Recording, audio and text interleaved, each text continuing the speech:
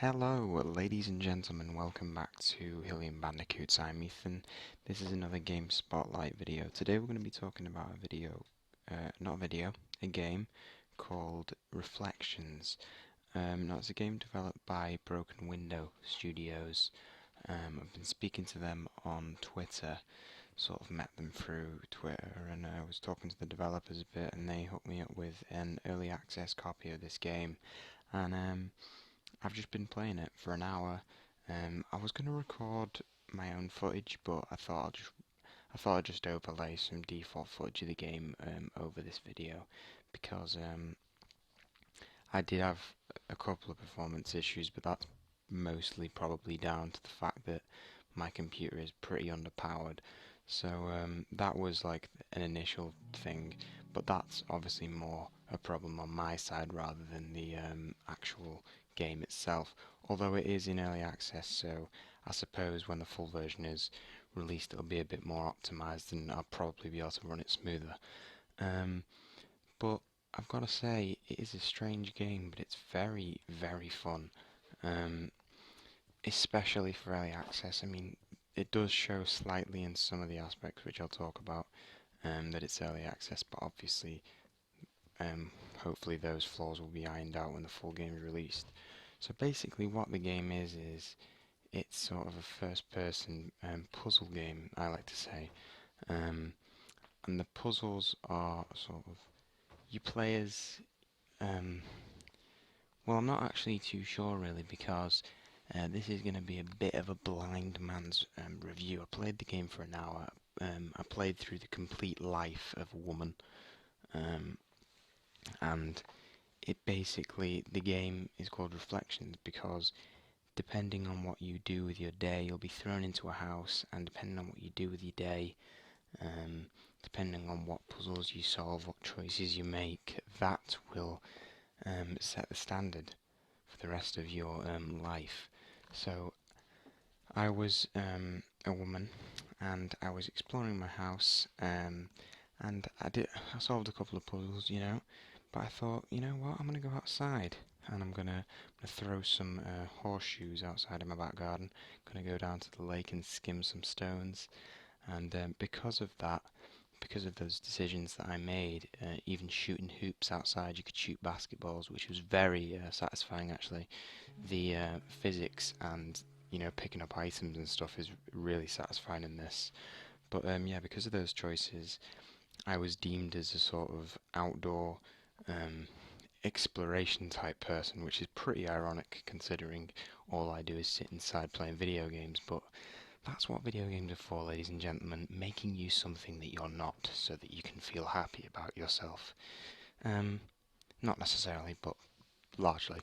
Um, but yeah, so I was thrown into a forest after that because of the decisions I'd made, my character decided they were going to buy a log cabin and be an adventurous person. So then I found myself adventuring around a forest, and it was enjoyable. Um, So yeah, as I said, the gameplay is pretty nice. You're first person going round. The way you pick stuff up reminds me of the Source engine, Half-Life 2 Portal and stuff. So that's satisfying to use, and the puzzles are pretty creative and cool. Um, you can interact with a lot of stuff like the house level. I definitely preferred to the forest level because the forest level is largely just running around in an open area. Which I think I would have appreciated a lot more if the visuals weren't so shit, because the visuals are amazing in this game, like they're really nice, but obviously because I had to turn all the specs down, it kind of sucked for me. But the house level was awesome because you're going through every room, interacting with everything, and one of the big aspects of this game is in the visual style, which is like everything's shown in black and white, and the decisions you make and the impact they have is sort of conveyed through the colour, because as you interact with everything, it'll shine in bright colours, and it's really satisfying and rewarding actually to turn the environment into colour as you're going through and solving the puzzles. So that is really good. because obviously your house starts off in black and white and you're going through every room and the house is slowly becoming really colourful and it's really fun. Um, and also in terms of the objects you can interact with, you can find stuff like records around the house which you can play, which play pretty good music actually. Pretty entertaining music. I don't know who did that, whether it's someone who's friends with Broken Glass Studios, or not Broken Glass Studios, Broken Window Studios, sorry. Not Broken Glass, because, it could be anything then. It could be like a glass bottle or something. It's a broken window. Come on, get it right, Ethan. Um, yeah, I don't know if it's someone who works for them who's done that music or someone they know or something, but pretty good music. And you can also there's also some music on a radio which is like pretty retro and cool while you're skimming stones.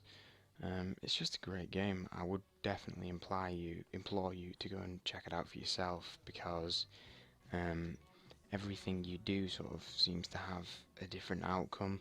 So it's sort of like a telltale game in that aspect. But one of the great things that I do like about it as well is after you've done something, like the clues in the name reflections, it sort of comes up with text and sort of explains to you the impact that your decisions have made, because in a telltale game it does tell you when a major decision's been made, and that helps you if you want to go back and see the multiple endings.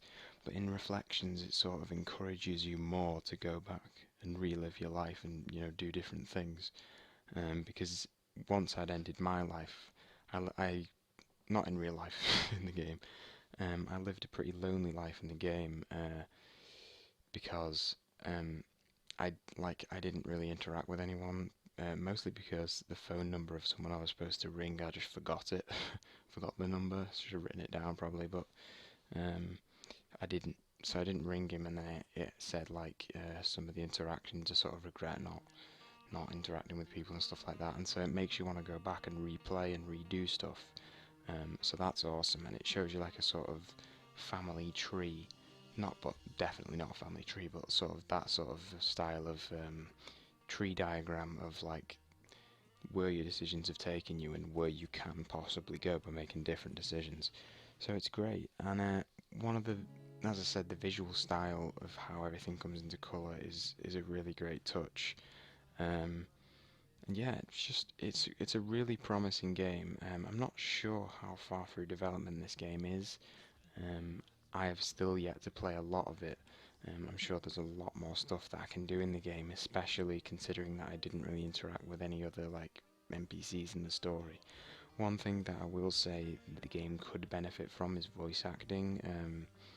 There is no voice acting in this game; it's just text at the minute, and also when the reflections are happening, like it's just large amounts of text, which I don't know whether that could be some sort of cutscenes or something like that, you know what I mean, rather than just large amounts of text. To be fair, I did actually like reading through the text. It was entertaining, but maybe that could have some sort of visual to go along with it rather than just a large lexically dense paragraph at the end of like each level. Another thing as well is some of the NPCs, like the only NPCs that I saw were the two animals, a hog and a wolf, in the forest level, both of which were heavily fucked. Like, to be honest, it did make the experience more enjoyable though, because the wolf was like running into a mountainside, um, which was hilarious. But um, obviously that flaw will definitely have been ironed out, because the game is certainly in early access. But yeah, a very promising game. I would definitely recommend you checking out. Like definitely go and check out some gameplay. But again, this is one of those games where it really benefits from you playing it yourself. Like with a Telltale game, you sort of feel like it's your game because you've made all the choices for yourself. It's not like a linear game. There's a bunch of different paths that you can take. So definitely go and check it out. And you really use logic and like everyday sort of like common sense to figure out the puzzles. Like there's a broken calculator in the house, you fix it with a screwdriver and like a by taking it to your workbench and shit. It's just a cool game. Um, So yeah, I definitely implore you to check this game out. Thanks very much to Broken Window Studios for hooking me up with a copy of the game on Steam. I had great fun playing it, and I've only played it for an hour. You know, these are just sort of first impressions off the tongue. I hope this wasn't too rambly or bullshit. It probably was, but you know what? I don't know what you expect because I'm not PewDiePie. So thanks very much for watching. Please leave a like if you enjoyed this video, and if you didn't enjoy this video, then keep it to yourself because I can't take much more.